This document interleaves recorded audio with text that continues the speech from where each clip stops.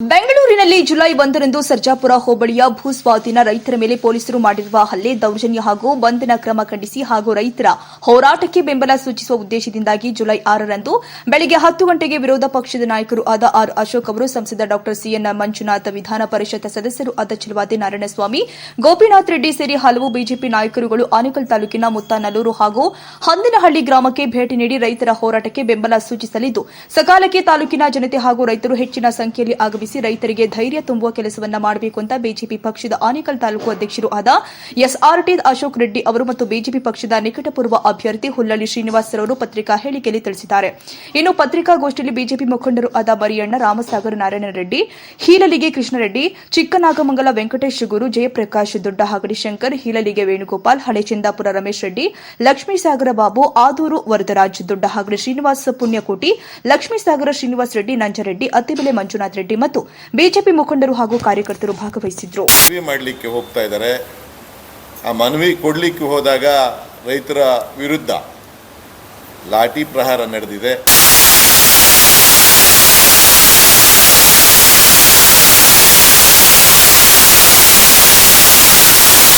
ಮುತ್ತಾನಲ್ಲೂರಿಗೆ ನಮ್ಮ ರಾಜ್ಯದ ವಿರೋಧ ಪಕ್ಷದ ನಾಯಕರಾದ ಆರ್ ಅಶೋಕಣ್ಣವರು ಬರ್ತಿದ್ದಾರೆ. ಅವರ ಜೊತೆಯಲ್ಲಿ ನಮ್ಮ ಸಂಸದರಾದ ಡಾಕ್ಟರ್ ಮಂಜುನಾಥ್ ಅವರು ಬರ್ತಿದ್ದಾರೆ, ಚಲವಾದಿ ನಾರಾಯಣಸ್ವಾಮಿ ಅವರು ಬರ್ತಿದ್ದಾರೆ,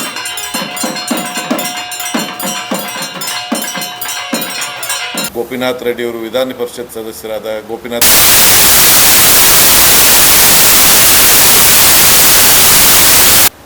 ಏನು ಅಲ್ಲಿ ಲಾಠಿ ಚಾರ್ಜ್ ಆಗಿದೆ ಅದರ ವಿರುದ್ಧವಾಗಿ ತಾಲೂಕಿನಾದ್ಯಂತ ನಮ್ಮ ಪಕ್ಷದ ಕಡೆಯಿಂದ ತಾಲೂಕಿನಲ್ಲಿ ರೈತರಿಗೆ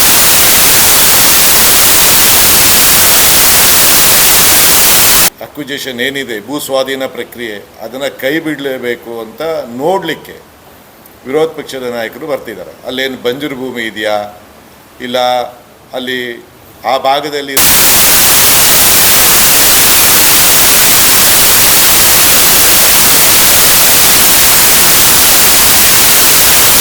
ರೈತರಿಗೆ ಬೆನ್ನೆಲುಬಾಗಿ ನಾವು ನಮ್ಮ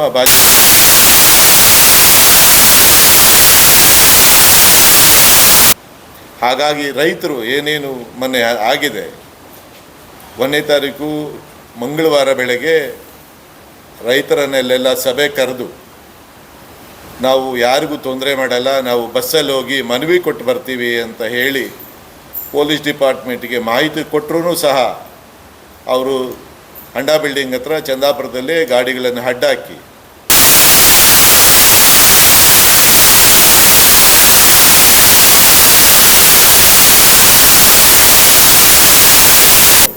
ಆ ಸಿಗ್ನಲ್ ಹತ್ರ ರಸ್ತೆ ತಡೆ ಮಾಡಿ ಅವರೇ ಪೊಲೀಸ್ನವರು ನಿಲ್ಲಿಸಿ, ಪೊಲೀಸ್ನವರು ನೀವು ಹೋಗೋಕ್ಕಾಗಲ್ಲ, ನೀವು ವಾಪಸ್ ಹೋಗಿ ಅಂತ ಹೇಳಿದ ಮೇಲೆ ನೀವೇ ಅಲ್ವಾ ಕರ್ಕೊಬಂದಿದ್ದು, ನೀವೇ ಕರ್ಕೊಂಡೋಗಿ ಈಗ ಮನವಿ ಕೊಟ್ಟು ಹೋಗ್ತೀವಿ, ನಾವೆಲ್ಲೂ ಸಾರ್ವಜನಿಕರಿಗಾಗಲಿ ಸರ್ಕಾರದ ಆಸ್ತಿ ಪಾಸ್ತಿಗಳಿಗಾಗಿ ನಷ್ಟ ಮಾಡಲ್ಲ, KEDB CEO ನಾವು ಮನವಿ ಕೊಟ್ಟು ಹೋಗ್ತೀವಿ, ನಾವು ಬೇರೆ ಏನೂ ಮಾಡಲ್ಲ ಅಂತ ಹೇಳಿ ಅವ್ರಿಗೆ ರೈತರು ಕೇಳ್ಕೊಂಡಿದ್ದಕ್ಕೆ ಆಯಿತು ನೀವು ಒಂದು 2 ಹೋಗಬೇಕು ಇಲ್ಲ 3 ಹೋಗಬೇಕು ಅಂತ ಕಂಡೀಷನ್ ಹಾಕಿ ಆಯಿತು ಬನ್ನಿ ಅಂತ ಹೇಳಿ ಕರ್ಕೊಂಡೋದರು. ಏಕಾಏಕಿ ಲಾಠಿ ಪ್ರಹಾರ ಮಾಡಿ ದೇವರಾಜ್ ಅವರ ಆರೋಗ್ಯದಲ್ಲಿ ತುಂಬ ಏರುಪೇರಾಗಿದೆ. ನನಗೆ ಹೃದಯಾಘಾತ ಆಗಿದೆ, ನಮಗೆ ತೊಂದರೆ ಆಗಿದೆ ಅಂತ ಹೇಳಿದ್ರೂ ಬಿಡದೇನೆ ಅವ್ರನ್ನ ಮಿಕ್ಕ ಮಹಿಳೆಯವರು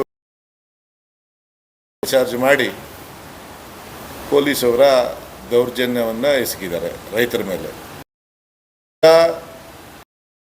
ಬೆನ್ನೆಲುಬು ಇಡೀ ನಮ್ಮ ರಾಷ್ಟ್ರ ವ್ಯಾಪ್ತಿ. ಇವರು ಯಾವ ಥರ ನಾವು ಜೀವನ ಮಾಡೋದು ಅಂತ ಒಂದು ಪರಿಜ್ಞಾನವೂ ಪೊಲೀಸ್ ಡಿಪಾರ್ಟ್ಮೆಂಟ್ಗೆ ಇಲ್ಲದೇ ರೈತರ ಮೇಲೆ ದೌರ್ಜನ್ಯ ಮಾಡಿದ್ದಾರೆ. ಇದನ್ನು ಖಂಡಿಸಲಿಕ್ಕೆ ವಿರೋಧ ಪಕ್ಷದ ನಾಯಕರು ಬರ್ತಿದ್ದಾರೆ.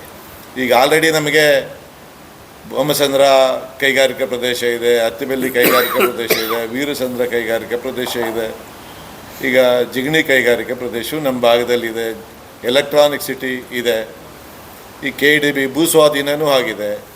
ನಮ್ಮ ಆನೇಕಲ್ ಭಾಗದಲ್ಲಿ 60% ಈಗೇನಾಗಿದೆ ಭೂ ಸ್ವಾಧೀನಗಳು ಸರ್ಕಾರಕ್ಕೆ ಮುಟ್ಟುಗೋಲು ಹಾಕ್ಕೊಂಡಿದ್ದಾರೆ, ಎಲ್ಲ ಡೆವಲಪ್ಮೆಂಟು ಆಗೋಗಿದೆ. ಇನ್ನು ನಮಗೆ ಉಳ್ಕೊಂಡಿರೋದು 40% ಭೂಭಾಗ ಇದೆ. 40% ಇಲ್ಲ, ಈಗ ಈ ಲೇಔಟ್ಗಳು ಅಪಾರ್ಟ್ಮೆಂಟ್ಗಳೆಲ್ಲ ಬಂದಿರೋದಕ್ಕೆ ಒಂದು 30% ಉಳ್ಕೊಂಡಿರ್ಬೋದು ಅಷ್ಟೇ ಭೂಭಾಗ ನಮ್ಮಲ್ಲಿ. ಈಗ ನಮಗೆ ಉದಾಹರಣೆಗೆ ನಮಗೆ ಹೆಬ್ಬಗೋಡಿ ಭಾಗದಲ್ಲಿ ಇದೆ. ಹೆಬ್ಬಗೋಡಿಯಿಂದ ನೀವು ಯಾವತ್ತಾದರೂ ನೀವು ನಡ್ಕೊಂಡು ಹೋಗಿದರೆ ನಿಮಗೆ ಅನುಭವ ಇರುತ್ತೆ. ಗೊಲ್ಲಳ್ಳಿಗೆ ಹೋಗುತ್ತೆ, ತಿರುಪಳ್ಳಿಗೆ ಹೋಗುತ್ತೆ. ಆ ಭಾಗದಲ್ಲಿ ನಮಗೆ ಒಂದೇ ಒಂದು ಮರ ಇಲ್ಲ. ಮೂಲಭೂತ ಸೌಕರ್ಯಗಳಿಗೆ ಒಂದೇ ಒಂದು ಗಾಳಿ ಸರಿಯಾಗಿ ಬರಲ್ಲ.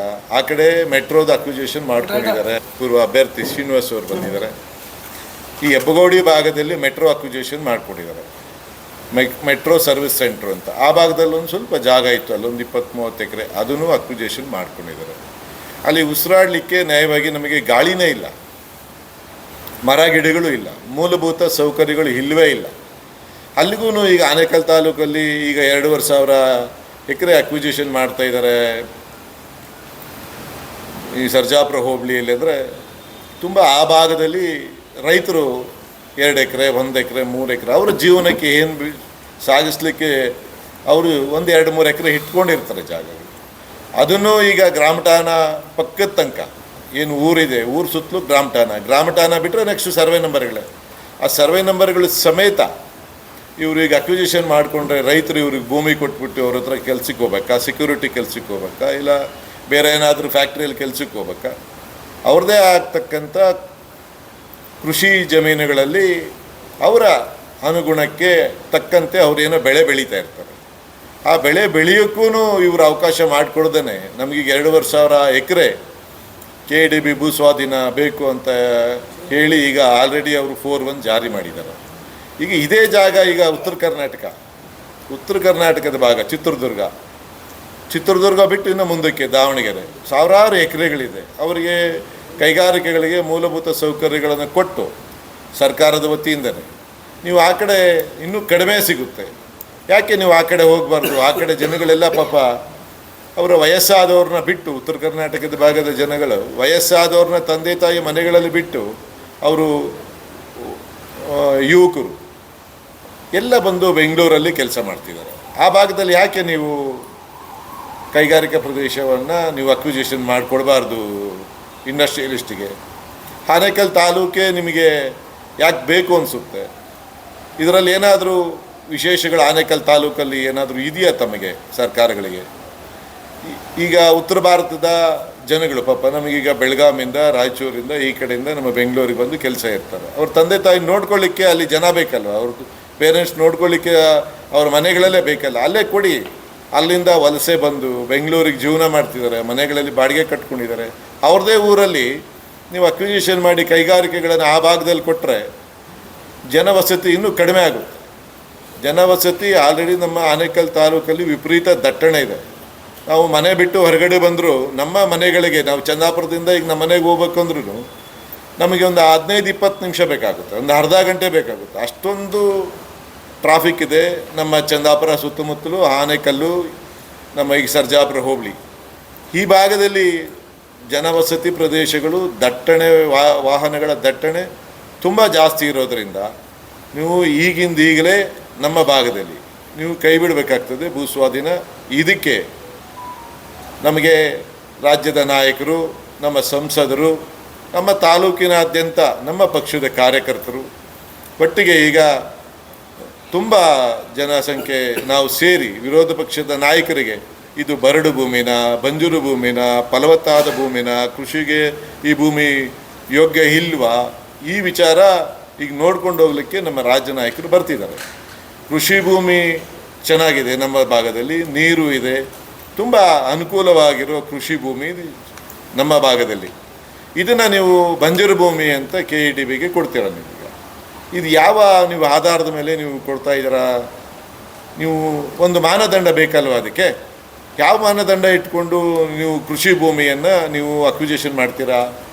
ನೀವು ಆಮೇಲೆ ನೀವೇನು ರೇಟ್ಗಳು ಕೊಡ್ತಾ ಇದ್ದೀರಾ, ರೈತರನ್ನು ನೀವು ಕನ್ವಿನೆನ್ಸ್ ಮಾಡಿ ರೈತರ ಮುಖಾಂತರ ನೀವು ತೊಗೊಳ್ತಾ ಇದ್ದೀರಾ? ಅದೂ ಇಲ್ಲ.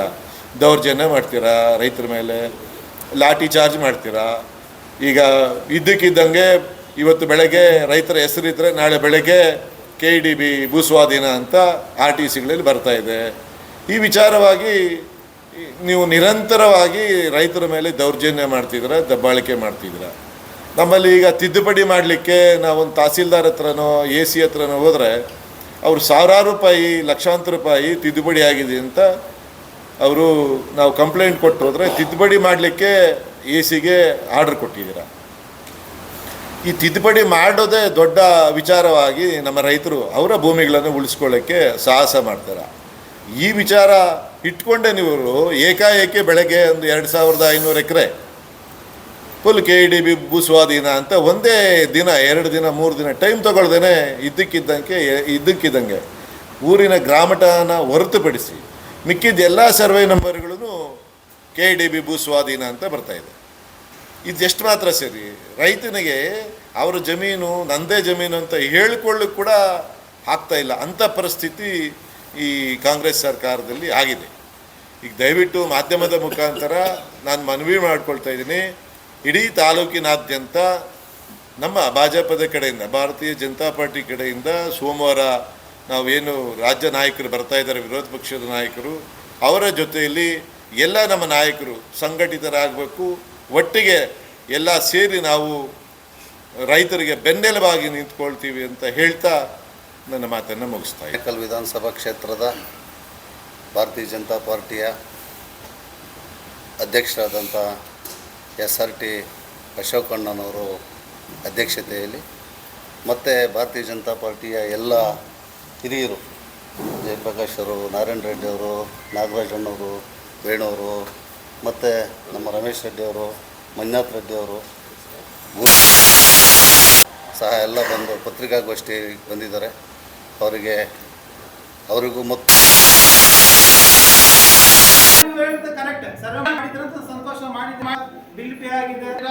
ಸರ್ಜಾಪುರ ಹೋಬಳಿ ರೈತರಿಗೆ ಬಹಳ ತೊಂದರೆ ಆಗ್ತಾ ಇದೆ. ಅದೇನು ಅಂತ ತಮಗೂ ಗೊತ್ತಿದೆ. ಏನು 8 ತಿಂಗಳಿಂದ ಅಹೋರಾತ್ರಿ 11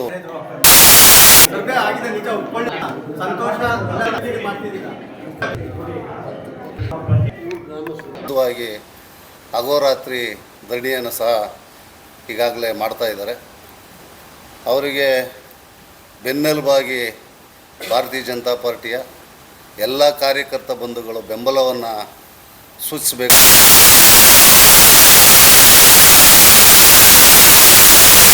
ರೈತ ಬಾಂಧವರು ರಾಜ್ಯದ ಹಾಗೂ ದೇಶದ ಬೆನ್ನೆಲುಬು ಬಂದಿರ್ತಾರೆ.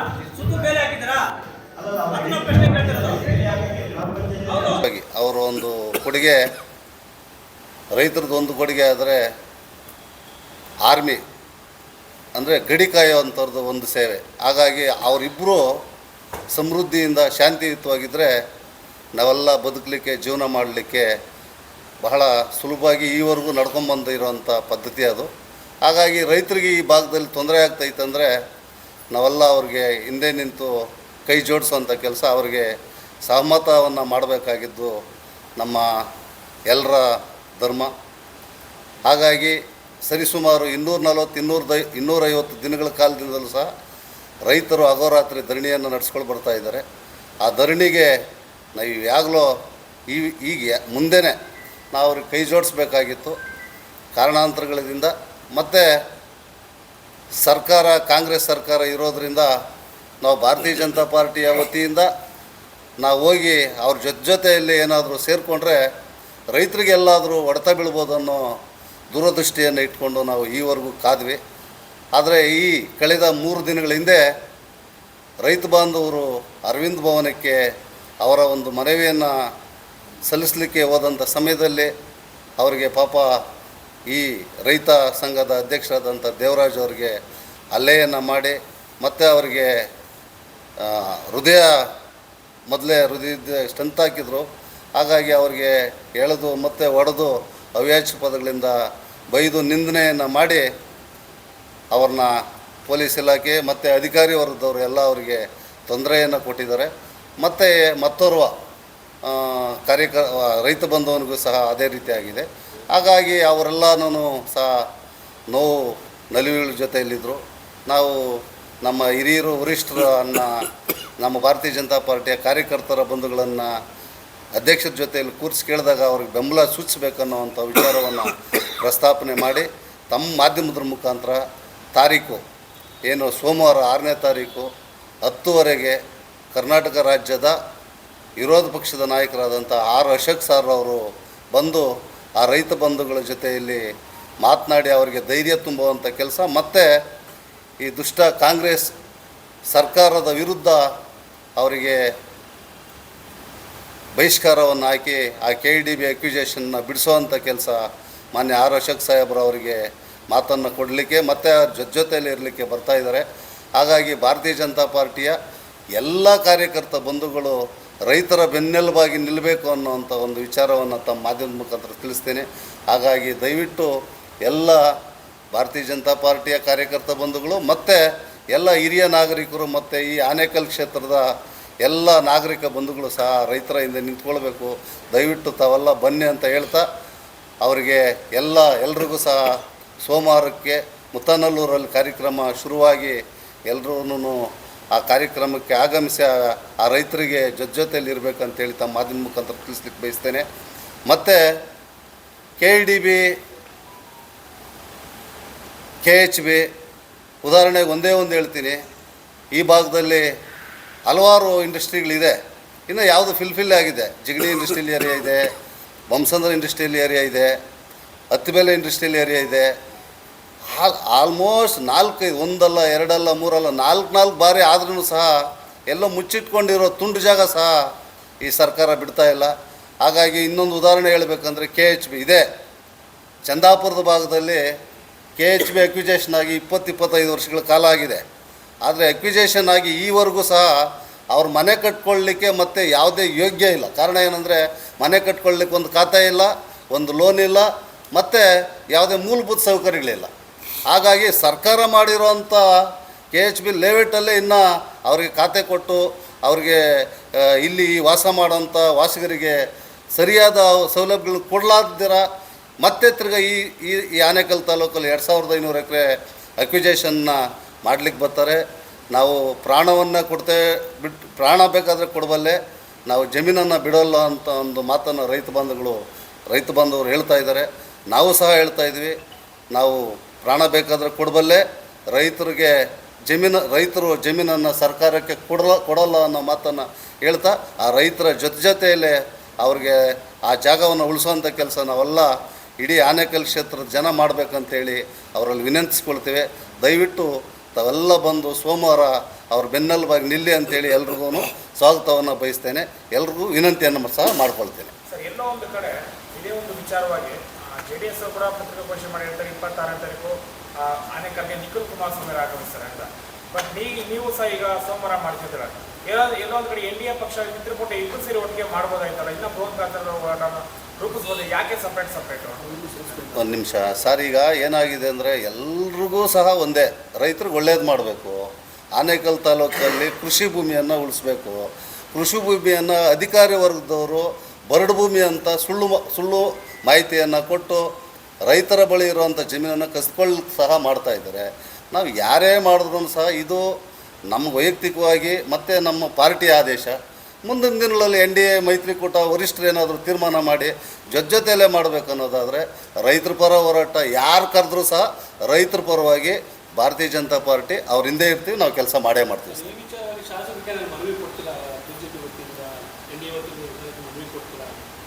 ಸರ್.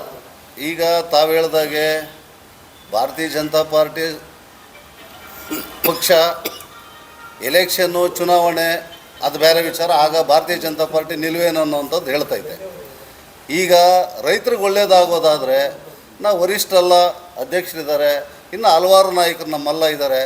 ರೈತರಿಗೆ ಏನಾದರೂ ಒಳ್ಳೇದಾಗ್ತೈತಂತೆ ಅದರಲ್ಲೇ ರೈತರ ಸಂಘದ ಗೌರವ ಅಧ್ಯಕ್ಷರಾದ ದೇವರಾಜ್ ಅವರೇ, ನಮ್ಮ ಜಯಪ್ರಕಾಶ್ ಅವರೇ, ಅವರೇನಾದರೂ ಒಪ್ಪಿಗೆ ಪಡೆದು ರೈತರಿಗೆ ಜಾಗ ಉಳಿತೈತೆ, ನೀವು BJP ಪಾರ್ಟಿ ಬಿಟ್ಟು ನಮ್ಮ ಹಿಂದೆ ಬಂದು ಶಾಸಕರ ಮನೆಗೆ ಹೋಗಿ ಮನವಿ ಪತ್ರವನ್ನು ಕೊಟ್ಟು ರೈತರಿಗೆ ಜಮೀನು ಉಳಿತೈತೆ ಅಂದರೆ 100% ನಾವೆಲ್ಲನೂ ಪಕ್ಷ ಭೇದವನ್ನು ಮರೆತು ಶಾಸಕರ ಮನೆಗೆ ಹೋಗಿ ಕೊಟ್ಟು ರೈತರಿಗೆ ಜಮೀನು ಉಳಿಸುವಂಥ ಕೆಲಸ ನಾವು ಪ್ರಾಮಾಣಿಕವಾಗಿ ಮಾಡ್ತೀವಿ.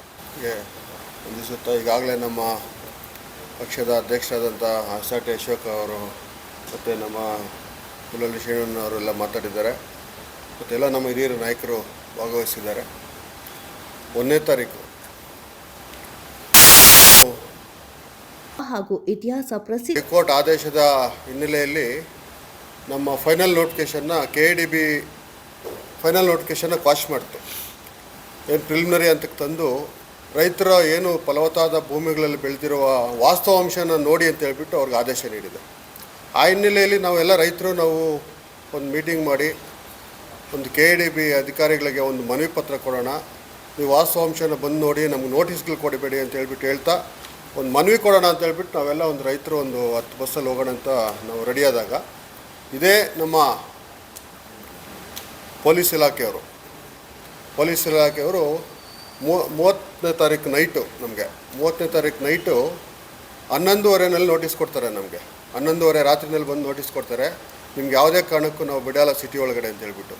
ನಾವು ಅದೇ ಟೈಮಲ್ಲಿ ಎಲ್ರಿಗೂ ಕನ್ವಿನ್ಸ್ ಮಾಡಿದ್ವಿ, ಎಲ್ಲ ಪೊಲೀಸ್ ಇಲಾಖೆಗೂ ಯಾರ್ಯಾರು ನಮಗೆ ಫೋನ್ ಮಾಡಿ ಬರಬೇಡ ಅಂತ ಹೇಳಿದ್ರು ಅವ್ರಿಗೆಲ್ಲರೂ ನಾವು ಗೌರವಾಧ್ಯಕ್ಷರಾದಂಥ ದೇವರಾಜು ಅವರು ಇರ್ಬೋದು, ನನಗೆ ನೋಟಿಸ್ ಕೊಟ್ಟಿದ್ರು, ನಾವು ಸಮೇತ ಅವ್ರು ಕನ್ವಿನ್ಸ್ ಮಾಡಿದ್ವಿ. ನಾವು ಯಾವುದೇ ಸ್ಟ್ರೈಕ್ ಮಾಡೋಕ್ಕೆ ಬರೋದಿಲ್ಲ, ನಾವು ಒಂದು ಮನವಿ ಪತ್ರ ಕೊಡ್ತಾಯಿದ್ವಿ, ನಮ್ಮ ರೈತರಿಗೆ ಭೂಮಿ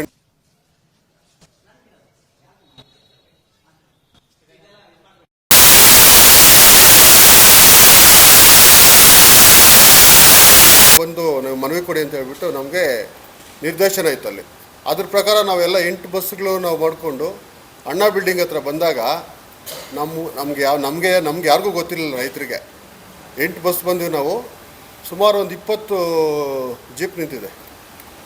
ನಾವು ಅಲ್ಲಿ ಕ್ವಶನ್ ಮಾಡಿದ್ವಿ, ನಮಗೆ ಫ್ರೀಡಮ್ ಪಾರ್ಕ್ ಕೂಡ ಹೋಗೋದಕ್ಕೆ ನಮಗೆ ಅನುಮತಿ ಇದೆ, ನೀವೇ ಎಲ್ಲ ಪೊಲೀಸ್ ಇಲಾಖೆ ಸಿಟಿ ಪೊಲೀಸ್ನವ್ರು ಸಮೇತ ನಮಗೆ ತಿಳಿಸಿದ್ದಾರೆ ಅಂತ ಹೇಳ್ಬಿಟ್ಟು ನಾವು ಅವ್ರಿಗೆ ತಿಳಿಸಿದಾಗ ಅವರೇ ನಮಗೆ ರೂಟ್ ಮ್ಯಾಪ್ ಕೊಟ್ಟರು, ಗೂಗಲ್ ಮ್ಯಾಪ್ ಕೊಟ್ಟರು.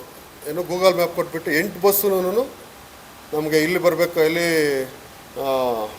ಫ್ರೀಡಮ್ ಪಾರ್ಕ್ವರೆಗೂ ನಮಗೆ ಇದು ನಿಮ್ಮನ್ನು ಕರ್ಕೊಂಡು ಹೋಗ್ತೀವಿ, ನಿಮ್ಗೆ ಎಸ್ಕಾರ್ಟ್ಸಲ್ಲಿ ಕರ್ಕೊಂಡು ಹೋಗ್ತೀವಿ, ನಿಮಗೆ ಸಿಟಿನಲ್ಲಿ ಟ್ರಾಫಿಕ್ ತೊಂದರೆ ಆಗದಿರೋ ಇರೋ ಹಾಗೆ ನಾವು ಕರ್ಕೊಂಡು ಹೋಗ್ತೀವಿ ಅಂತ ಹೇಳ್ಬಿಟ್ಟು ನಮಗೆ ಅವರು ಮಿಸ್ಗೈಡ್ ಮಾಡಿದ್ರು. ನಮಗೆ ಮಿಸ್ಗೈಡ್ ಮಾಡಿಬಿಟ್ಟು ಅವರು ಅಲ್ಲಿಗೂ ನಾವು ರೈತರು ಅವ್ರು ನಂಬಲಿಲ್ಲ. ನಮ್ಮದೇ ಒಂದು ಆದಂಥ ಒಂದು ವಾಹನವನ್ನು ನಮ್ಮ ಬಸ್ಸುಗಳ ಮುಂದೆ ಬಿಟ್ಟಾಗ ಚೆಕ್ ಪೋಸ್ಟ್ವರೆಗೂ ಕರ್ಕೊಂಡೋದ್ರು. ನಮ್ಮನ್ನು ಚೆಕ್ ಪೋಸ್ಟ್ವರೆಗೂ ಕರ್ಕೊಂಡು ಹೋಗ್ಬಿಟ್ಟು ಬೇರೆ ಕಡೆ ಡೈವರ್ಟ್ ಮಾಡೋಕ್ಕೆ ನೋಡಿದ್ರು. ಡೈವರ್ಟ್ ಮಾಡೋಕ್ಕೆ ಹೋದಾಗ ನಮ್ಮ ರೈತರು ಕೇಳಿದ್ರು, ಯಾರೂ ಅಲ್ಲಿ ಇಳ್ದಿಲ್ಲ, ಯಾರೂ ರೈತರು ಇಳ್ದಿರಲಿಲ್ಲ. ನಾನು ಅದ್ರ ಬಸ್ಸಿಂದ ಎದ್ದು ನಾನು ಇಳಿದೋದೆ. ಅಲ್ಲಿ ನಮ್ಮನ್ನು ಮಿಸ್ಗೈಡ್ ಮಾಡಿ, ಇಲ್ಲ ಇದೇ ಲಾಸ್ಟ್, ನಿಮಗೆ ಇದೇ ಸ್ಟಾಪು, ನಿಮ್ಮನ್ನು ಸಿಟಿ ಒಳಗಡೆ ಬಿಡೋದಿಲ್ಲ ಅಂತ ಹೇಳ್ಬಿಟ್ಟು ನಮಗೆ ಧಮಕಿ ಹಾಕಿದ್ರು. ಅದನ್ನ ನೋಡ್ಕೊಂಡು 2-3 ಹೇಳ್ಕೊಂಡು ಹೋಗಿ ಅವ್ರ ವ್ಯಾನ್ಗಳಲ್ಲಿ ಹಾಕ್ಕೊಂಡು, ಅದು ನಿಜ, ಎಲ್ಲ ರೈತರು ಇಳ್ದಿದ್ದು ನಿಜ. ಅಲ್ಲಿ ನಾವು ಎಷ್ಟು ರಿಕ್ವೆಸ್ಟ್ ಮಾಡಿದ್ದೀವಿ ಅಂದರೆ, ನಮ್ಮ ಮಹಿಳೆಯರನ್ನ ಇನಾಮಾನವಾಗಿ ಹೇಳ್ಕೊಂಡು ಹೋಗಿದ್ರು. ಸುಮಾರು ಹೆಣ್ಮಕ್ಳಿಗೆ ಮಾಧ್ಯಮದಲ್ಲಿ ಬಂದಿದೆ, ಎಲ್ಲ ಮೀಡಿಯಾದಲ್ಲಿದೆ, ಫೇಸ್ಬುಕ್ಗಳಲ್ಲಿದೆ, ಎಲ್ಲರೂ ಮಹಿಳೆಯರಿಗೂ ಕೈ ತರಿಸ್ಕೊಂಡು ಹೋಗಿದೆ. ಒಂದು ಮಹಿಳೆಯರು 4-5 ಜನ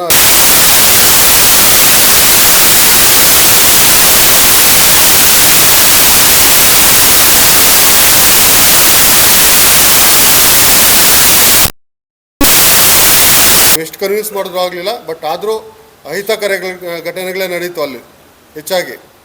ಏನು ದೇವರಾಜ್ ಅವ್ರನ್ನ ಹೊಡೆದ್ರು, ಮತ್ತು ರಂಗನಾಥ್ ಅಂದ್ಬಿಟ್ಟು ನಮ್ಮ BOS ಹಳ್ಳಿ ಹುಡುಗ, ಅವನ ಪಾಪ ಅವನ ಕಾಲ ಮೇಲೆ 3 ಜನ ಪೊಲೀಸರು ನಿಂತ್ಕೊಂಡಿದ್ದಾರೆ, ನರ್ವುಗಳೆಲ್ಲ ಟ್ವಿಸ್ಟ್ ಆಗಿದೆ. ಅದಾದಮೇಲೆ ದೇವರಾಜ್ ಅವ್ರನ್ನ ಜೀಪ್ ಒಳಗಡೆ ಹಾಕಿ ಹೊಡೆದಿದ್ದಾರೆ. ಇಷ್ಟೆಲ್ಲ ಮಾಡಿಕೊಂಡು ಅವರು 8-9 ಬಸ್ಗಳಲ್ಲಿ ಮುಂದಾಲೋಚನೆ ಮಾಡ್ಕೊಂಡೆ ಅವ್ರು ಇಟ್ಕೊಂಡಿದ್ರು. ಅವರು ನಮ್ಮ ರೈತರ ಮೇಲೆ ಅವರು ದ್ವೇಷ ಸಾಧಿಸೋದಕ್ಕೆ ಈ ಸರ್ಕಾರ, ಕಾಂಗ್ರೆಸ್ ಸರ್ಕಾರ ಯಾವುದೇ ಕಾರಣಕ್ಕೂ ಇವ್ನು ಬಿಡಬಾರ್ದು ಅನ್ನೋ ಉದ್ದೇಶದಿಂದ ನಮ್ಮನ್ನು ಅಲ್ಲಿ ಸಿಟಿ ಒಳಗಡೆ ಬೀಳ್ದಿರೋ ಅಲ್ಲೇ ಅಡ್ಡ ಹಾಕಿದ್ದಾರೆ. ನಾವು ಇದನ್ನೆಲ್ಲ ಕ್ವಶನ್ ಮಾಡಿದಾಗ ಒಂದೊಂದು ಬಸ್ನ ಒಂದೊಂದು ಕಡೆ ಡೈವರ್ಟ್ ಮಾಡಿಬಿಟ್ಟು, ಒಂದು ಬಸ್ನ ಇಂದಿರಾನಗರ, ಒಂದು ಬಸ್ನ ಚಾಮರಾಜಪೇಟೆ, ಕಬ್ಬನ್ ಪಾರ್ಕು, ಇಲ್ಲೆಲ್ಲ ಕಡೆ ಡೈವರ್ಟ್ ಮಾಡಿಬಿಟ್ರು ನಮ್ಮನ್ನು. ನಮ್ಮನ್ನು ಕರ್ಕೊಂಡೋಗ್ಬಿಟ್ಟು ಇದು ಆಡುಗೋಡಿ ಕ್ವಾರ್ಟರ್ಸಲ್ಲಿ ಒಂದು ಬಸ್ ಫಸ್ಟ್ ಹೋಯಿತು. ಇನ್ನೊಂದು ಬಸ್ಸಲ್ಲಿ ಇನ್ನೊಂದು ಬಸ್ ಬಂದಾಗ ದೇವರಾಜ್ ಅವ್ರು ಬಂದರು. ನಾವು ನಮ್ಮನ್ನೆಲ್ಲ ಹೋಗಿ ಒಂದು ಬಸ್ಸಲ್ಲಿ 50 ಜನ ಇಳಿದಿದ್ದೀವಿ, ಲೇಡೀಸ್ಗೆಲ್ಲ ಏಟ್ ಆಗಿದೆ. ಅಲ್ಲಿ ಹೋದರೆ ಒಂದು ಫಸ್ಟ್ ಏಡ್ ಬಾಕ್ಸ್ ಇಲ್ಲ, ಮತ್ತು ಒಂದು ನೀರಿಲ್ಲ, ಕುಡಿಯೋಕ್ಕೆ ಯಾರಿಗೂ ನೀರಿಲ್ಲ. ಮತ್ತು ಅಲ್ಲಿ ಏಟಾಗಿಬಿಟ್ಟು ರಂಗರಾಜ್ ಬಂದರು, ಮತ್ತು ದೇವರಾಜ್ ಬಂದರೆ ಅವ್ರಿಗೆ ಏಟಾಗಿದೆ, ಆಂಬ್ಯುಲೆನ್ಸ್ ಇಲ್ಲ. ನಾವು ಯಾವುದೋ ಒಂದು ಮಾರುತಿ ವ್ಯಾನಲ್ಲಿ ಹಾಕ್ಕೊಂಡು ನಾನು ಹಾಸ್ಪಿಟ್ಲಿಗೆ ಹೋಗಿದ್ದೀನಿ ಅವ್ರಿಗೆ, ಅಲ್ಲಿ ಸೆಂಟ್ ಜಾನ್ಸ್ ಹಾಸ್ಪಿಟ್ಲಿಗೆ. ಯಾವುದೋ ಒಂದು ಮಾರುತಿ ವ್ಯಾನು, ಅದು ಪಾಪ ತರಕಾರಿ ಹಾಕ್ಬಿಟ್ಟು ಬರ್ತಾಯಿದ್ದ ಅವನು ಮಾರುತಿ ವ್ಯಾನ್ ಕರ್ಕೊಂಬಂದು, ಅದ್ರಲ್ಲಿ ನಾವು ಅಷ್ಟು ಜನ ಪೊಲೀಸರು ಇದ್ದರು, ಯಾರೂ ಬಂದಿಲ್ಲ ಹೆಲ್ಪ್ಗೆ ನಮಗೆ. ಮತ್ತು ಅಲ್ಲಿ ಮುಖ್ಯವಾಗಿ ಅಲ್ಲಿ ನಮಗೆ ACP ಒಬ್ಬ ಲೇಡಿ ಒಬ್ಬರು ಅವರು ತುಂಬಾ ನಮಗೆಲ್ಲ ಹೆಣ್ಮಕ್ಳಿಗೆಲ್ಲ ತುಂಬ ಬೈದಿದ್ದಾರೆ. ಮತ್ತು ನಾರಾಯಣ ಅಂತ DCP ಅವರು ಅವ್ರು ಬೇಕಾದ್ರೆ ಮಾಧ್ಯಮದಲ್ಲಿ ನೋಡಿ ಅವರು ರೆಕಾರ್ಡ್ ಮಾಡಿದ್ದಾರೆ. ಅವ್ರದ್ದು ಬಿಹೇವಿಯರ್ ಹೆಂಗಿತ್ತಂದರೆ ಅಷ್ಟು ವರ್ಷಾಗಿ ಅವರು ನಮ್ಮ ರೈತರ ಮೇಲೆ ಇದು ಮಾಡಿದ್ದಾರೆ. ಅಷ್ಟೆಲ್ಲ ಆದ್ರೂ ಹಾಸ್ಪಿಟ್ಲಿಗೆ ಹೋಗಿದ್ದೀವಿ. ಹಾಸ್ಪಿಟ್ಲಲ್ಲಿ ಸುಮ್ಮನೆ ನಾನು ಯಾಕಂದರೆ ಫಸ್ಟಿಂದ ಲಾಸ್ಟ್ವರೆಗೂ ನಾನೇ ಇದ್ದೀನಿ ಅಲ್ಲಿ. ಫಸ್ಟ್ ಏಡ್ ಮಾಡಿಸೋದ್ರಿಂದ ಹಿಡಿದು ಸ್ಕ್ಯಾನಿಂಗ್ ಎಲ್ಲ ಆಚೆ ಬಂದುಬಿಟ್ಟು ಹೇಳ್ತಾ ಇದ್ದಾರೆ, ಇಲ್ಲ ರೀ ಎಲ್ಲ ಚೆನ್ನಾಗಿದ್ದಾರೆ, ಏನೂ ಇಲ್ಲ, ರೈತರಿಗೆ ಯಾರಿಗೂ ಏನೂ ಆಗಿಲ್ಲ ಅಂತ ಹೇಳ್ಬಿಟ್ಟು ಔಟ್ಸೈಡ್ ಮಾಧ್ಯಮದವ್ರಿಗೆ ಮತ್ತು ಪೊಲೀಸವ್ರಿಗೆ ರಿಪೋರ್ಟ್ ಕೊಡ್ತಾರೆ. ಇಂಥ ಪರಿಸ್ಥಿತಿ ಇದೆ ನಮ್ಮ ಆನೇಕಲ್ಲಲ್ಲಿ. ಇಷ್ಟೆಲ್ಲ ಆದಮೇಲೆ ನಮ್ಮದು ಆವತ್ತಿಂದ ನಮಗೆ, ಯಾಕಂದ್ರೆ ನಮ್ಗೆ ಗೊತ್ತಿದೆ ಹೊಡೆದಿದ್ದು ಅವರು, ಏಟಿಗಳು ತಿಂದಿದ್ದು ರೈತರು ನಾವು, ನಮ್ಮ ಮೇಲೆ FIR ಆಗಿದೆ. ಇದನ್ನು ಇವ್ರಿಗೆ ಹೇಳಿಲ್ಲ, FIR ಆಗಿದೆ. FIR ಆಗಿಬಿಟ್ಟು ನಮ್ಮನ್ನೆಲ್ಲ ಒಳಗಡೆ ಹಾಕೋಕೆ ನೋಡ್ತಾ ಇದ್ದಾರೆ. ಯಾರ್ಯಾರು ಏನು ಸುಮಾರು 8 ಜನದ ಮೇಲೆ ಹೆಸರಲ್ಲಿ ಮೇಲೆ FIR ಮಾಡಿ ಮತ್ತು ಇತರರು ಅಂತ ಹಾಕಿದ್ದಾರಂತೆ. ಯಾರನ್ನ ಬೇಕೋ ಸೇರಿಸ್ಬೋದು ಅವರು. ಇಷ್ಟೆಲ್ಲ ಕಾಂಗ್ರೆಸ್ ಸರ್ಕಾರ ನಡ್ಕೊಳ್ತಾ ಇದೆ. ಇದನ್ನೆಲ್ಲ ಖಂಡಿಸೋದಕ್ಕೆ ಏನು ಸೋಮವಾರ ನಮ್ಮ ವಿರೋಧ ಪಕ್ಷದ ನಾಯಕರಾದಂಥ ನಮ್ಮ ಆರ್ ಅಶೋಕ್ ಅಣ್ಣವರು ಮತ್ತು ಬೊಮ್ಮನಹಳ್ಳಿ ಶಾಸಕರಾದಂಥ ಸತೀಶ್ ರೆಡ್ಡಿ ಅವರು ಮತ್ತು ನಮ್ಮ ಸಂಸದರಾದಂಥ ಡಾಕ್ಟರ್ ಮಂಜುನಾಥ್ರವರು ಮತ್ತು ಗೋಪಿನಾಥ್ ರೆಡ್ಡಿ ಅವರೆಲ್ಲರೂ ನಮ್ಮ ರೈತರಿಗೆ ಬೆಂಬಲ ಸೂಚಿಸಲು ಬರ್ತಾಯಿದ್ದಾರೆ. ಆವತ್ತು ನಮ್ಮ ತಾಲೂಕಿನ ಎಲ್ಲ ನಮ್ಮ ನಾಯಕರು, ನಮ್ಮ BJP ನಾಯಕರು ಎಲ್ಲರೂ ತಾವು ಬಂದು ಅವ್ರ ಜೊತೆ ರೈತರಿಗೆ ಬೆಂಬಲವನ್ನು ಸೂಚಿಸುವ ನಿಟ್ಟಿನಲ್ಲಿ ತಾವೆಲ್ಲರೂ ಪಾಲ್ಗೊಳ್ಬೇಕಂತ ಹೇಳ್ಬಿಟ್ಟು ಈ ಮಾಧ್ಯಮಗಳ ಮುಖಾಂತರ ನಾನು ಕೋರ್ಕೊಳ್ತಾ ಇದ್ದೇನೆ.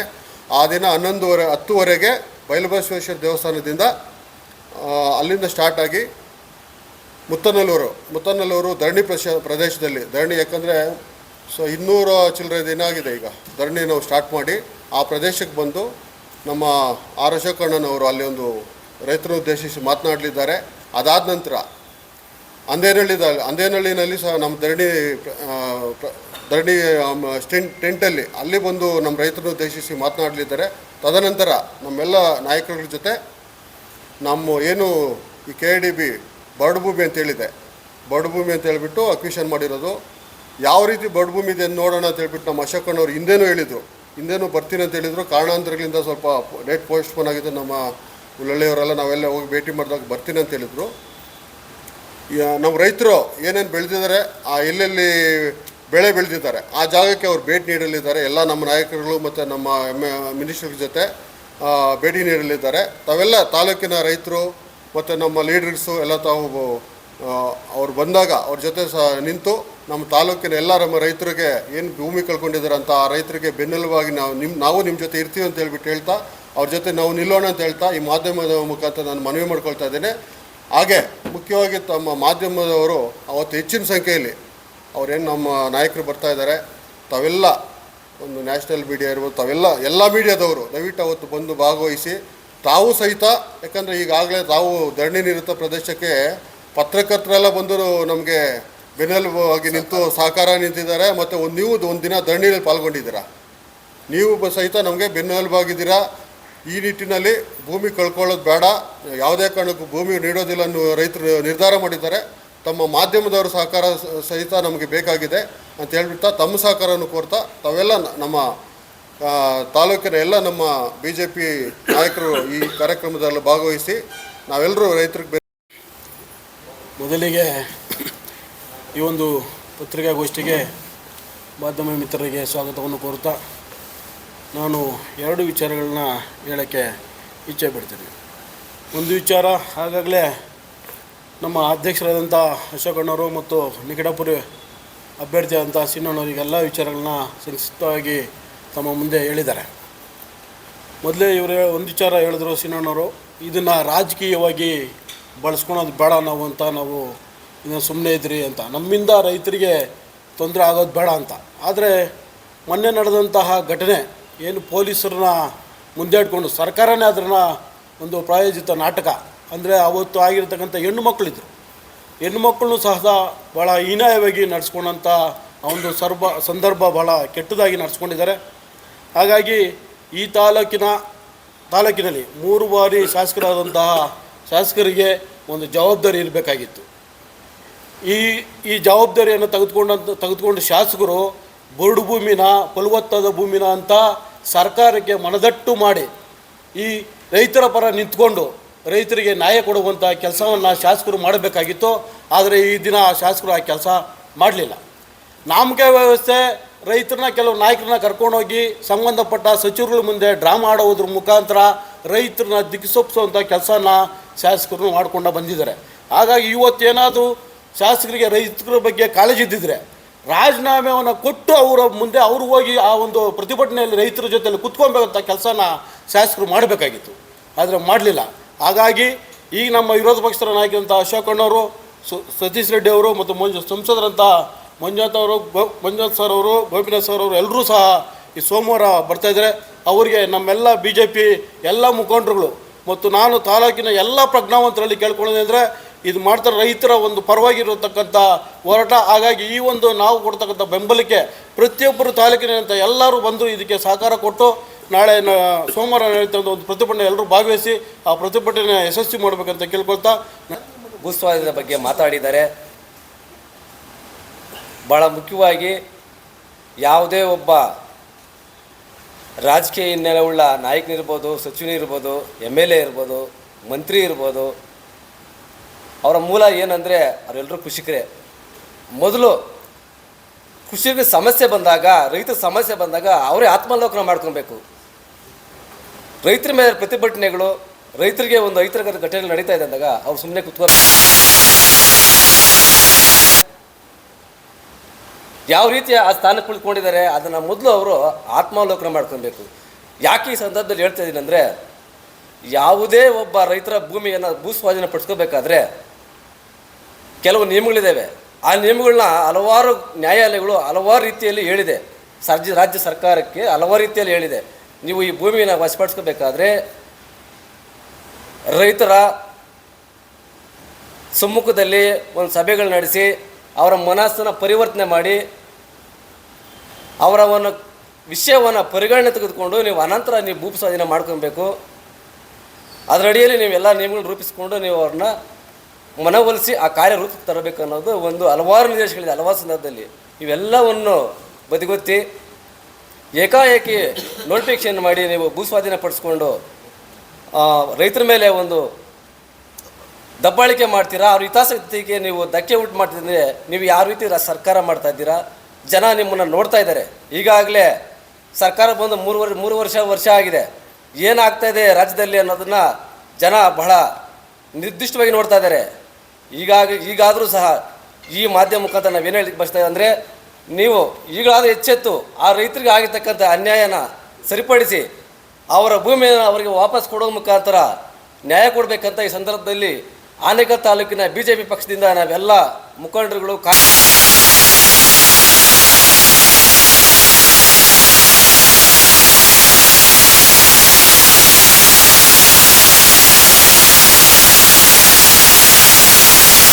ಮಾಧ್ಯಮದ ಸಹ ನಾವೇನು ಹೇಳಿದ್ದೀವಿ ಇದನ್ನು ನೀವು ಸಹ ಸರ್ಕಾರದ ಗಮನದಲ್ಲಿ ತರಬೇಕು. ನೀವು ಒಂದು ಇದರಲ್ಲಿ ಕೈ ಜೋಡಿಸಿ ಈ ಒಂದು ಪ್ರತಿಭಟನೆಗೆ ಸಹಕಾರ ಮಾಡಬೇಕಂತ ಈ ಸಂದರ್ಭದಲ್ಲಿ ಕೇಳ್ಕೊತಾ ಇದ್ದೀನಿ. ಮತ್ತೊಮ್ಮೆ ಹೇಳ್ತಾ ಇದ್ದೀನಿ, ಈ ದೇಶದ ಬೆನ್ನೆಲುಬು ರೈತನೇ ಹೊರತು ಬೇರೆ ಯಾರೊಬ್ಬ ಅಲ್ಲ. ಈ ದೇಶದ ಮೂಲ ಕಸುಬೆ ಕೃಷಿಯಾಗಿರ್ತದೆ. ಹಾಗಾಗಿ ಈ ರೈತರಿಗೆ ಮೊದಲೇ ಆದ್ಯತೆ ನೀಡಬೇಕಂತ ಈ ಸಂದರ್ಭದಲ್ಲಿ ಒತ್ತಾಯ ಮಾಡ್ತಾ ಇದ್ದೀವಿ. ತಕ್ಷಣ ನೀವು ಏನು ಸರ್ಕಾರ ಗೆಜೆಟ್ ಹೊಡಿಸಿದೆ, ರಾಜಪತ್ರ ಹೊಡಿಸಿದೆ, ಅದನ್ನು ಹಿಂಪಡೆಯಬೇಕಂತೇಳಿ ನಾವು BJP ಪಕ್ಷದಿಂದ ಒತ್ತಾಯ ಮಾಡ್ತಾ ಇದ್ದೀವಿ.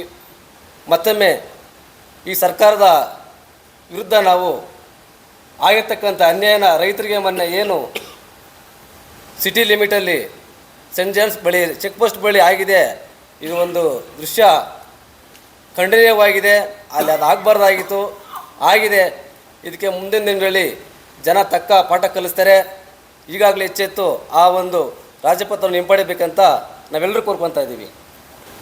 ಸ್ವಾಗತ ಕೋರ್ತಾ ಈ ದಿನದ ಸಭೆಯಲ್ಲಿ ಸುಮಾರು ಜನ ಮಾತನಾಡಿದ್ದಾರೆ. ವಿಷಯಗಳ ತುಂಬ ಸಲ ಈ ಥರ ಮಾಡಿದ್ದೀವಿ. ಕಳೆದ 1 ವರ್ಷದಿಂದ ಮುತ್ತನಲ್ಲೂರು, ಅಂದೇನಹಳ್ಳಿ, ತ್ಯಾವಕನಹಳ್ಳಿ ಎಲ್ಲ ಕಡೆ ಸಭೆಗಳನ್ನ ಮಾಡಿದ್ದೀವಿ. ಎಲ್ಲ ಕಡೆ ಧರಣಿಯಲ್ಲಿ ಪಾಲ್ಗೊಂಡಿದ್ದೀವಿ. ಎಲ್ಲ ನಾವು ಇಲ್ಲಿಂದ ಹೋಗಿ 100 ಜನ 200 ಜನ ಪ್ರತಿದಿನ ಹೋಗಿ ನಾವು ಸಪೋರ್ಟ್ ಮಾಡಿದ್ದೀವಿ ರೈತರಿಗೆ. ಅದೇ ಥರ ಮನವಿಗಳು ಕೊಟ್ಟಿದ್ದೀವಿ. ಇವತ್ತು ರೈತರು 2500 ಎಕರೆಯಲ್ಲಿ ಬರೀ BJP ರೈತರೇ ಇಲ್ಲ, ಜನತಾದಳದ ರೈತರೇ ಇಲ್ಲ, ಕಾಂಗ್ರೆಸ್ ರೈತರು ಇದ್ದಾರೆ. ಇವತ್ತು ಮೊನ್ನೆ 8 ಬಸ್ಸಲ್ಲಿ ಹೋದವರಲ್ಲೂ ಕಾಂಗ್ರೆಸ್ ರೈತರು ಇದ್ದಾರೆ. ಆದರೆ ಪಾಪ ಅವ್ರಿಗೆ ತೋರಿಸ್ಕೊಳ್ಳೋಕ್ಕಾಗ್ತಾ ಇಲ್ಲ, ಹೇಳ್ಕೊಳ್ಳೋಕ್ಕಾಗ್ತಾ ಇಲ್ಲ. ನಮ್ಮ ಜೊತೆ ಸೇರ್ಕೊಂಡು ಬಸ್ಸಲ್ಲೆಲ್ಲ ಕೂತ್ಕೊಂಡ್ರು, ಇವತ್ತು ಎಣಿಸ್ಕೊಂಡ್ರೆ ಅವರು ಇದ್ದಾರೆ ಅದರಲ್ಲಿ. ಅದಕ್ಕೋಸ್ಕರ ರೈತರು ಅಂದರೆ ಅಲ್ಲಿ ಪಾರ್ಟಿ ಇಲ್ಲ ಅವ್ರಿಗೆ, ನಿಜವಾಗ್ಲೂ ಅವ್ರಿಗೆ ಜಾತಿ ಇಲ್ಲ, ಪಾರ್ಟಿ ಇಲ್ಲ, ರೈತರಷ್ಟೇ ಅವ್ರ ಜಾತಿ. ಆ ರೈತರಿಗೆ ನಾವು ಒಂದು ಪಾರ್ಟಿ ಬೆಲ್ಟ್ ನಾವು ಕಟ್ಟಲಿಲ್ಲ ಇದುವರೆಗೂ. ನಾವು ಬೇಡ, ರೈತರು ಒಗ್ಗಟ್ಟಾಗಿ ಬರೀ ರೈತರ ಹೋರಾಟ ಮಾಡಲಿ ಅಂತ ಬಿಟ್ಟಿದ್ವಿ. ರೈತರು ಎಲ್ಲಿ ದೃಢಿ ಕುಳಿತಿದ್ದಾರೆ ಅಲ್ಲೇ ಹೋಗಿ ನಾವು ಅವರಿಗೆ ಮನವಿಗಳನ್ನು ಕೊಟ್ಟು ಅವ್ರು ಸಪೋರ್ಟ್ ಮಾಡಿ ಸುಮಾರು ಸಲ ನಾವು ಸತೀಶ್ ರೆಡ್ಡಿ ಅವ್ರನ್ನೂ ಕರೆಸಿದ್ವಿ, ಹಿಂದೆ 4-5 ತಿಂಗಳ ಹಿಂದ್ಗಡೆ ಗೋಪಿನಾಥ್ ರೆಡ್ಡಿ ಅವ್ರನ್ನೂ ಕರೆಸಿದ್ವಿ. ಎಲ್ಲ ಕರೆಸಿ ಅವ್ರಿಗೆ ಇರೋ ಹತ್ರನೇ ನಾವು ಸಪೋರ್ಟ್ ಮಾಡಿದ್ವಿ. ಆದರೆ ಇದು ಮಿತಿ ಮೀರಿ ಹೋದಾಗ ಎಲ್ಲೋ ಒಂದು ಕಡೆ ಯಾವುದೇ ಪಕ್ಷದವರು ಎಲ್ಲೇ ಹೆಚ್ಚಿಗೆ ಇರಲಿ ಮಾಡ್ತಾ ಇರೋದು. ಇದು ಮೊದಲನೇದು ಸಭೆಯಲ್ಲಿ ಎಲ್ಲಿ ಡಿಸ್ಕಸ್ ಆಯಿತು, ನಾವು ಹೆಚ್ಚಿಗೆ ರಸ್ತೆಗಳು ಬಂದ್ ಮಾಡಬೇಕು, ಹೆಚ್ಚಿನ ರೀತಿಯಲ್ಲಿ ಪ್ರಮಾಣವಾಗಿ ಮಾಡಬೇಕು ಅಂದಾಗ ಬೇಡ, ಸಾಂಕೇತಿಕವಾಗಿ ಒಂದು ವಿರೋಧ ಪಕ್ಷದ ನಾಯಕರನ್ನು ಕರೆಸಿ ಸಾಂಕೇತಿಕವಾಗಿ ಒಂದು ಮಾಡೋಣ. ಮುಂದಿನ ದಿನಗಳಲ್ಲಿ ಇದು ರೂಪರೇಷೆಗಳನ್ನ ನಮಗೆ ಟೈಮ್ ಸಾಲ್ತಾ ಇಲ್ಲ ಈಗ ಇಷ್ಟು ಬೇಗ ಮಾಡೋದಕ್ಕೆ. ಅದಕ್ಕೆ ಸ್ವಲ್ಪ ದಳದವ್ರು ಸ್ವಲ್ಪ ಲೇಟಾಗಿ ಟೈಮ್ ತೆಗೆದುಕೊಂಡಿದ್ದಾರೆ. ನಮಗೆ ಈ ಸಾಂಕೇತಿಕವಾಗಿ ಮಾಡ್ತೀವಿ, ಮುಂದಿನ ದಿನಗಳಲ್ಲಿ ಅವರು ನಾವು ಕೈ ಜೋಡಿಸಿ ಮಾಡೋ ಅಂಥವನ್ನು ಇರ್ಬೋದು, ಮಾಡೋಣ. ಅದಕ್ಕೆ ಒಂದು ಇಡೀ ಆನೇಕಲ್ ತಾಲೂಕಲ್ಲಿ 10,000 ಎಕರೆ ಹೌಸಿಂಗ್ ಬೋರ್ಡ್ಗೆ ಅಕ್ವಿಷನ್ ಮಾಡಿದ್ದಾರೆ, 10,000 ಎಕರೆ ಮಾಡಿದ್ದಾರೆ. ಇನ್ನೂ ಪ್ರಪೋಸಲ್ಸಲ್ಲಿ ಇಟ್ಕೊಂಡಿದ್ದಾರೆ ಇನ್ನೂ 2-3 ಸಾವಿರ. ಒಂದು 6,000 ಎಕರೆ KADB ಇದೆ, ಅವರೇ ಮಾಡಿದರೆ KADB 6,000 ಇದೆ. 6,000ದಲ್ಲಿ ಇನ್ನೂ 2,000 ಎಕರೆ ಖಾಲಿ ಇದೆ ಸರ್, ಆನೇಕಲ್ ತಾಲೂಕಲ್ಲೇ ಖಾಲಿ ಇದೆ. ಎಲ್ಲ ಪ್ರಭಾವಿಗಳದ್ದು ಇವತ್ತು ಲಿಸ್ಟ್ ಮಾಡಿ ವಾಪಸ್ ತೆಗೆದುಕೊಂಡ್ರೆ ಅದು 2,000 ಎಕರೆ ಇವತ್ತೇ ಅಲ್ಲೇ ಹಂಚ್ಬೋದು, ಅಷ್ಟಿದೆ. ಈಗ ಯಾತಕ್ಕಾಗಿ ಯಾರೋ ಒಬ್ಬರು ಬಂದು ನನಗೆ ಇಲ್ಲಿ 100 ಎಕರೆ ಬೇಕು, ಶಿಫ್ಟ್ ಸಿಟಿ ನಾನು ಮಾಡ್ತೀನಿ ಅಂತ, ಎಲ್ಲಿ ಉತ್ತರ ಕರ್ನಾಟಕದ ಉತ್ತರ ಭಾರತದಿಂದ ಬಂದು ನಾನು ಶಿಫ್ಟ್ ಸಿಟಿ ಮಾಡ್ತೀನಿ ಅಂತ ಹೆಸರು ಕೊಟ್ಟರೆ ಅವ್ರಿಗೆ 80 ಎಕರೆ ಕೊಡ್ತೀನಿ ಅಂತ, 100 ಎಕರೆ ನಿನಗೆ ಕೊಡ್ತೀನಿ ಅಂತ ಈ ಥರ ಕಮಿಟ್ರಿಗಳ ಹೋಗ್ಬಿಟ್ಟು ರೈತರ ಭೂಮಿಗಳನ್ನ ಬರಡು ಭೂಮಿಗಳು ಅಂತೇಳಿ ಮಾಡಿ ಎತ್ಕೊಳ್ಳೋದು ತುಂಬ ಹೀನಾಯ.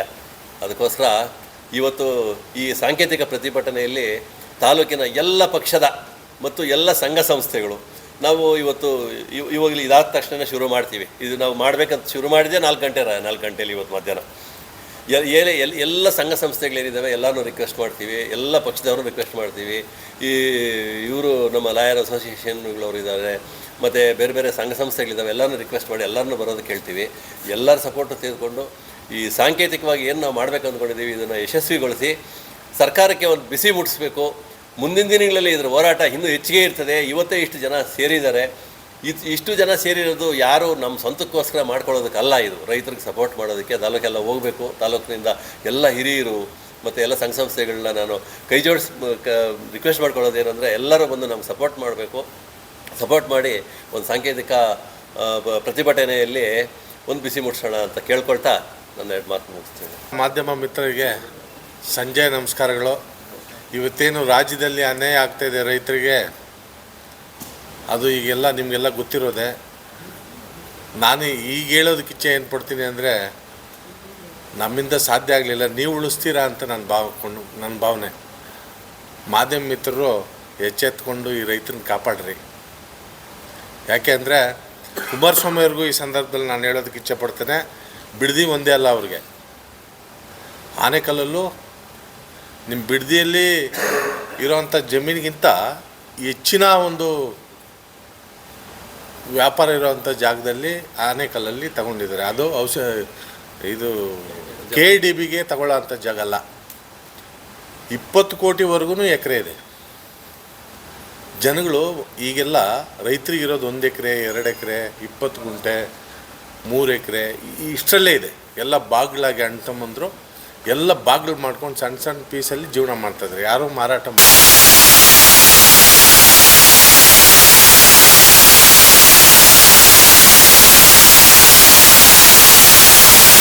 ಅಡಿ ಒಂದು ಹೈವೇ ಮಾಡಿ ಪಕ್ಕದ ತಾಲೂಕುಗಳಿದ್ದಾವೆ, ಬೆಂಗಳೂರಿಂದ ಒಂದು 100 ಕಿಲೋಮೀಟರ್ ಸರೌಂಡಲ್ಲಿ ನೀವು ಸಂಪರ್ಕ ಮಾಡಿ, ಅಲ್ಲಿ ಲ್ಯಾಂಡ್ ಬರಡು ಭೂಮಿಗಳೇನಿದ್ದಾವೆ ಅಲ್ಲಿ ಅಕ್ಯುಜೇಷನ್ ಮಾಡಿ ನೀವು ಟೌನ್ಶಿಪ್ಗಳು ಮಾಡಿ. ನಾವು ಬೇಡ ಅಂತೇಳಿಲ್ಲ.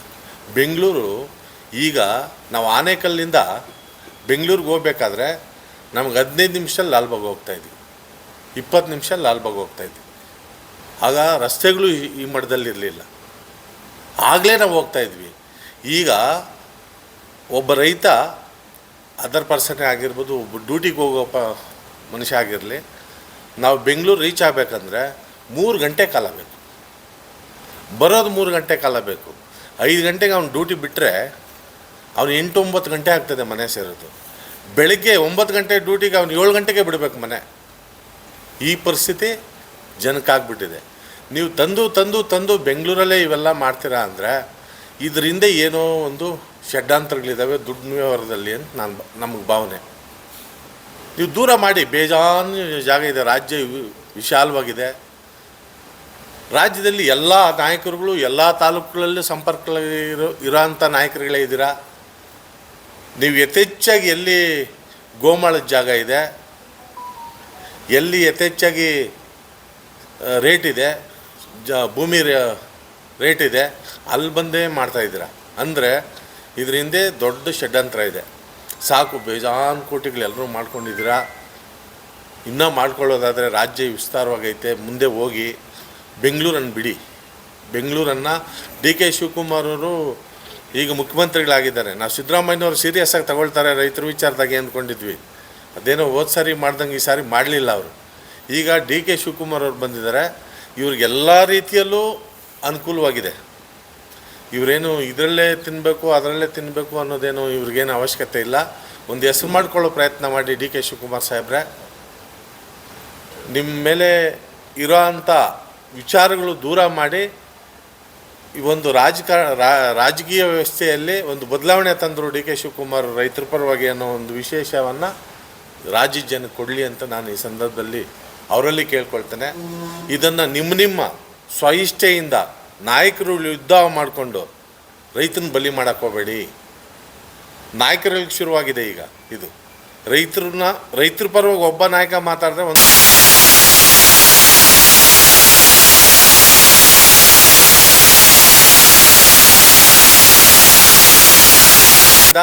ರೈತರ ಮೇಲೆ ಯಾರೂ ಯುದ್ಧ ಮಾಡೋದು ಬೇಡ, ಅವ್ರ ಆಸ್ತಿಗಳನ್ನ ಕಬಳಿಕೆ ಮಾಡೋದು ಬೇಡ. ಅವ್ರು ಇನ್ನೂ ಇರಲಿ, ಬೆಂಗಳೂರು ಹತ್ತಿರದಲ್ಲಿದೆ, ಬೆಂಗಳೂರಲ್ಲಿ ಕೋಟ್ಯಾಂತರ ಜನ ಜೀವನ ಮಾಡೋಕ್ಕೆ ಬಂದಿದ್ದಾರೆ. ಅವ್ರಿಗೆಲ್ಲ ಅನ್ನ ಕೊಡಬೇಕಾಗ್ತದೆ, ತರಕಾರಿ ಕೊಡಬೇಕಾಗ್ತದೆ, ಅವ್ರಿಗೆಲ್ಲ ಹಾಲು ಕೊಡಬೇಕಾಗ್ತದೆ. ಪ್ರತಿಯೊಂದು ಈ ರೈತರೇ ಮಾಡಬೇಕು. ಎಲ್ಲ ಇಂಡಸ್ಟ್ರಿ ಬಿದ್ದೋದ್ರೂ ಸಹ ಕೋವಿಡಲ್ಲಿ ಏನೇನೋ ಆಯಿತು, ರೈತನೇ ಕಾಪಾಡಿದ್ದು. ರೈತ ಇಲ್ಲ ಅಂದರೆ ಯಾವುದೇ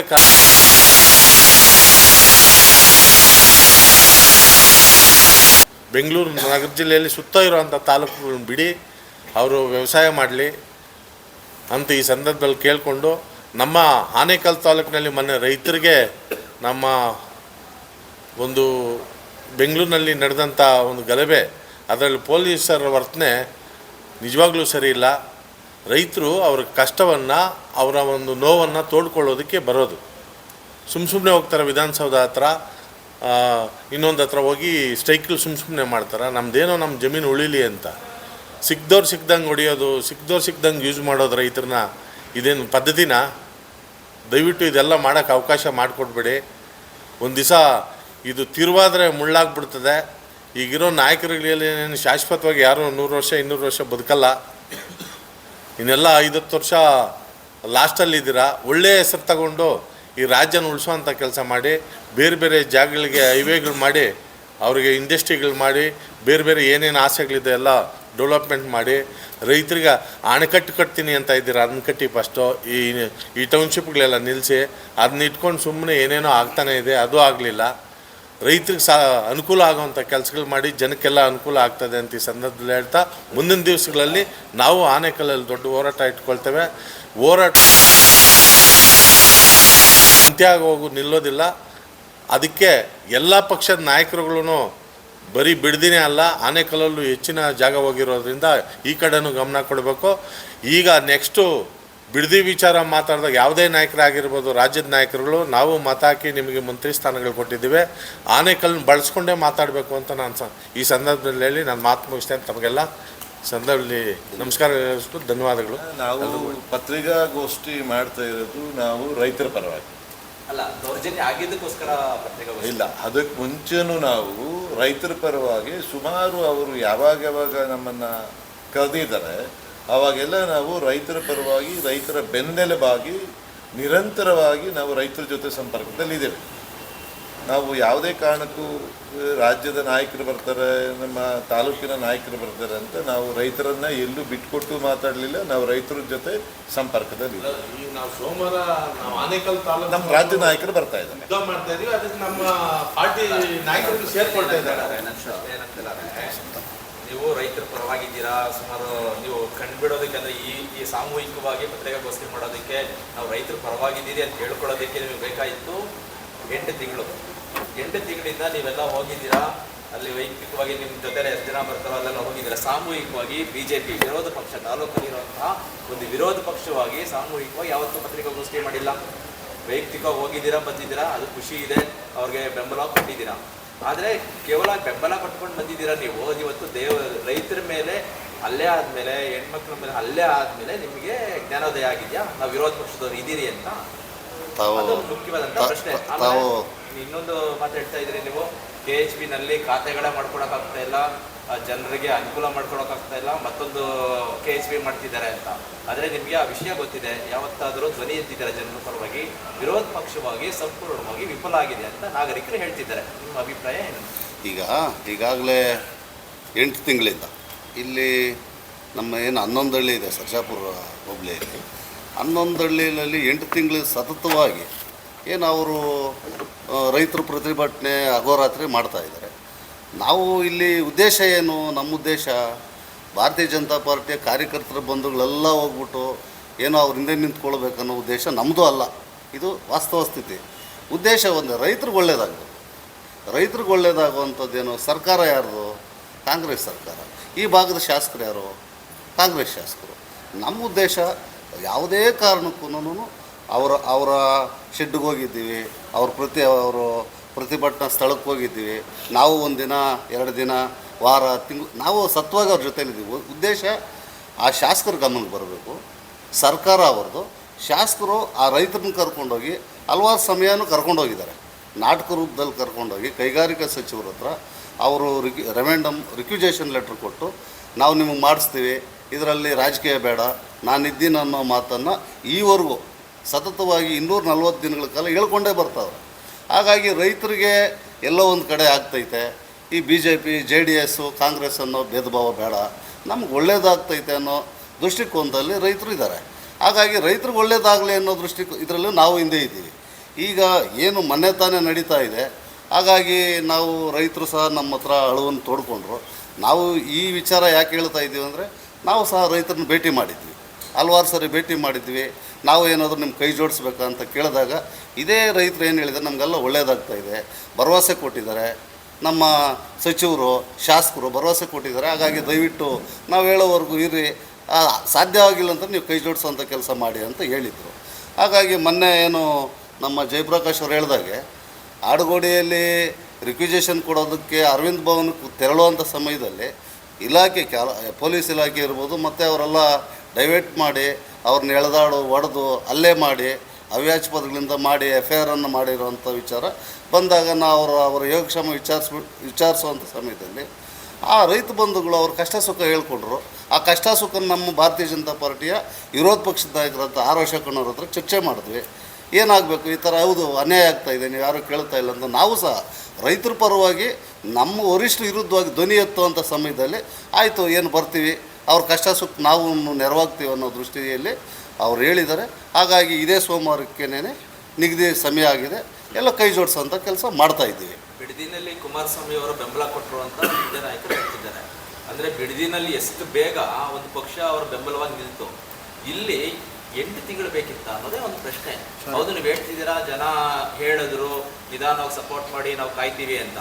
ಆದರೆ ವಿರೋಧ ಪಕ್ಷವಾಗಿ ಜನರನ್ನು ಬಿಟ್ಬಿಡಿ, ಜನರಿಗೆ ಅಲ್ಲಿ ಹೋಗಿ ಬೆಂಬಲ ಕೊಡೋದು ತದನಂತರದ ಮಾತು. ಆದರೆ ಇಲ್ಲಿ ಬಹಿರಂಗವಾಗಿ ನೀವು ಸರ್ಕಾರಕ್ಕೆ ಅಥವಾ ಶಾಸಕರಿಗೆ ಈಗ ಕೇಳ್ತಿದ್ರೆ ರಾಜೀನಾಮೆ ಕೊಡಿ ಅಂತ. 8 ತಿಂಗಳು ಬೇಕಿತ್ತ ನಿಮಗೆ ರಾಜೀನಾಮೆ ಕೊಡಿ ಅಂತ ಕೇಳೋದಕ್ಕೆ? ಹಲವಾರು ವಿಚಾರಗಳಲ್ಲಿ ತಮ್ಮದೇ ಮಾಧ್ಯಮ ಮುಖಾಂತರ ಕೇಳ್ತಾ ಇದ್ವಿ. ಬರೀ ರೈತರ ವಿಚಾರವಾಗಲ್ಲ, ಹಲವಾರು ಸಮಸ್ಯೆಗಳು ತಾಲೂಕಲ್ಲಿ ಆಗ್ತಾಯಿದೆ.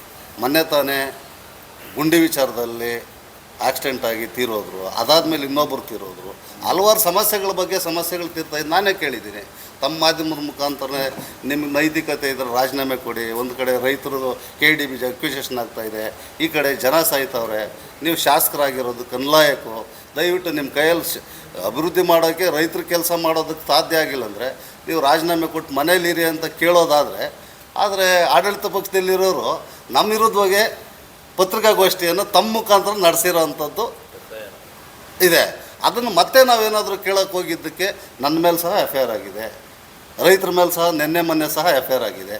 ಇದೆಲ್ಲ ಯಾಕೆ ಹೇಳ್ತಾ ಇದ್ದೀವಿ ಅಂದರೆ ಒಂದೇ ಉದ್ದೇಶ, ನಮ್ಮ ಮೇಲೆ FIR ಆಗೋದು ಇಂಪಾರ್ಟೆಂಟ್ ಅಲ್ಲ, ಆನೇಕಲ್ ತಾಲೂಕಲ್ಲಿ ಏನಾಗ್ತಾಯಿತ್ತೋ ಆಗಲ್ಲ ಅನ್ನೋ ಇಂಪಾರ್ಟೆಂಟ್ ಅಲ್ಲ, ಸಾವಾಗಬಾರ್ದು, ರೈತರಿಗೆ ಅನ್ಯಾಯ ಆಗಬಾರ್ದು.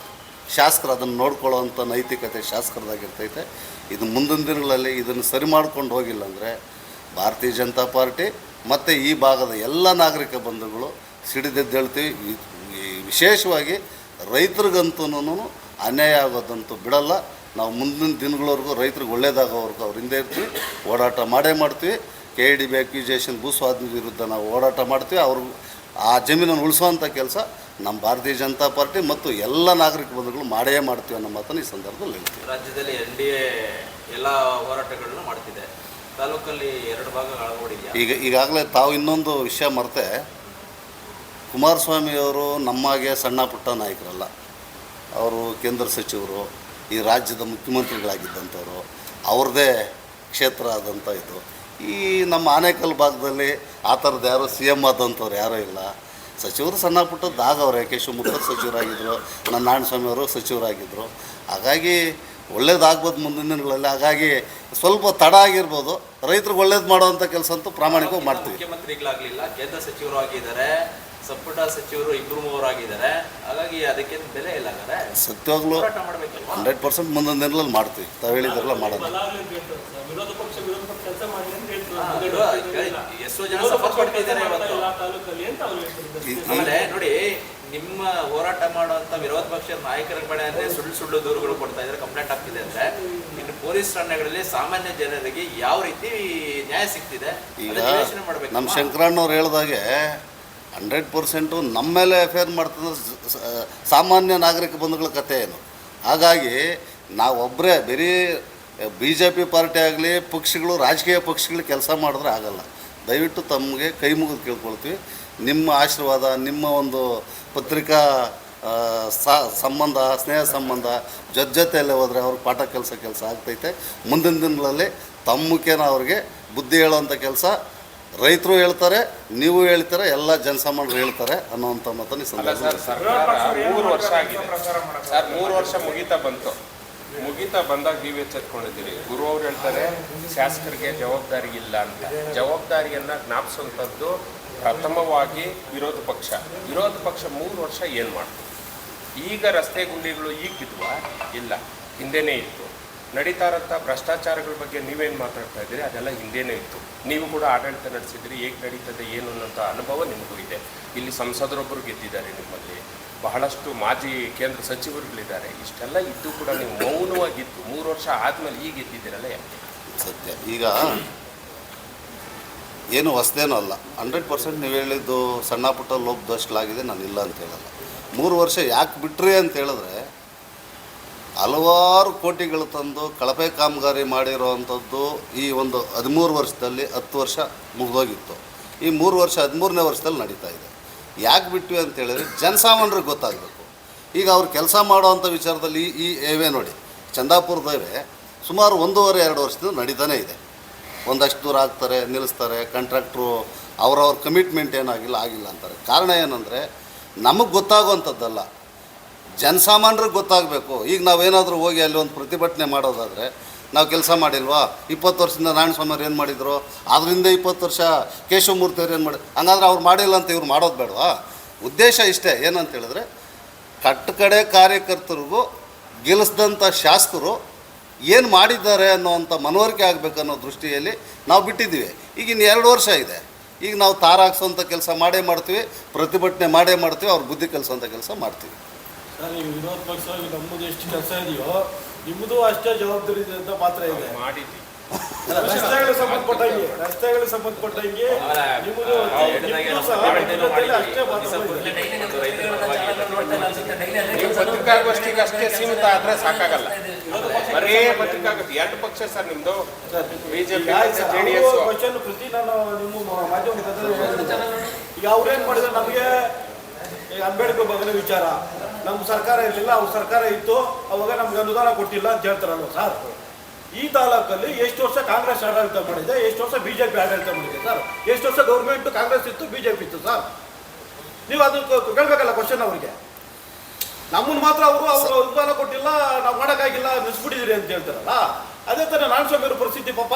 ಅಲ್ಲ ಈಗ 1200 ಕೋಟಿ ಮಾನ್ಯ ಮುಖ್ಯಮಂತ್ರಿ ಸಿದ್ದರಾಮಯ್ಯನವರ ಒಂದು ಕರ್ಕೊಂಬಂದು 1200 ಕೋಟಿ ಕೆಲಸ ಮಾಡಿದ್ರಲ್ಲ, ಕಲ್ಲು ನಾಮಫಲಕ ಮಾಡಿದ್ರಲ್ಲ, ಎಲ್ಲೋಯ್ತು ನಾಮಫಲಕ? ಯಾವ ರಸ್ತೆಯಲ್ಲಿದೆ? 1200 ಕೋಟಿ. ಆಮೇಲೆ ಎಲ್ಲ ನಮ್ಮ ಆಡಳಿತ ಪಕ್ಷದ ನಾಯಕರು ಕೇಳ್ತಾರೆ, ರೀ ಹೇಳ್ರಿ ಎಲ್ಲಿ ಕೆಲಸ ಮಾಡಿಲ್ಲ, ಏನಾಗಿದೆ ರಸ್ತೆ, ಚಿನ್ನದ ಲೇಪನ ಅಂತಾರೆ. ಕಳಪೆ ಕಾಮಗಾರಿ ಎಲ್ಲಿ ಅಂದರೆ, ಅಲ್ಲ ನಾವು ಏನು ಅದಕ್ಕೆ ಆಧಾರ ಏನು ತರೋಣ ಸ್ವಾಮಿ? ಕಳಪೆ ಕಾಮಗಾರಿ ಎಲ್ಲ ಅಂತೇಳಿ ಗುಂಡಿ ಬಿದ್ದಿರೋದನ್ನ ಏನಂತಾರೆ? ಎಲ್ಲಿಂದ ತರಲಿ ಐಡಿ ಸರ್ಟಿಫಿಕೇಟ್ ಅವ್ರಿಗೆ? ಹಾಗಾಗಿ ಎಲ್ಲ ಜನಕ್ಕೂ ಗೊತ್ತಿದೆ, ಮಾಧ್ಯಮದವ್ರಿಗೂ ಗೊತ್ತಿದೆ, ನಮಗೂ ಗೊತ್ತಿದೆ, ಮನವರಿಕೆ ಆಗಲಿ ಅಂತಿದ್ದೀವಿ. ಇನ್ಮೇಲೆ ಸತ್ಯ ಹೇಳ್ತಾ ಇದ್ದೀವಿ, ಪ್ರಾಮಾಣಿಕವಾಗಿ ಜನಸಾಮಾನ್ಯರಿಗೆ ಒಳ್ಳೆಯದಾಗುವಂಥ ಕೆಲಸ, ಈ ತಾಲೂಕಿನ ಸರ್ವತೋಮುಖ ಅಭಿವೃದ್ಧಿಗಾಗಿ ಸತ್ಯವಾಗಲೂ ನಾವು ಕೆಲಸ ಮಾಡ್ತೀವಿ.